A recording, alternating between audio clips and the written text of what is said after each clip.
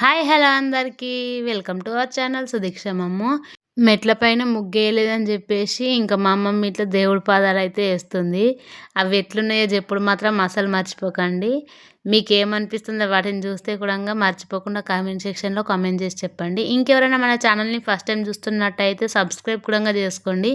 చాయ్ lovers ఎవరన్నా ఉంటే comment సెక్షన్లో కామెంట్ చేసి చెప్పండి. నేనైతే ఎక్కువ తాగను కానీ ఈ మధ్య కొంచెం అలవాటు అయిపోయింది. అందుకోసమే ఇంక చాయ్ అయితే పెట్టుకుంటున్నాము. మెయిన్ రీజన్ ఏంటంటే ఈ మధ్య కొంచెం బర్రెపాలు అయితే తీసుకొస్తారు. అందుకోసమే చాయ్ అయితే తాగుతున్నాము.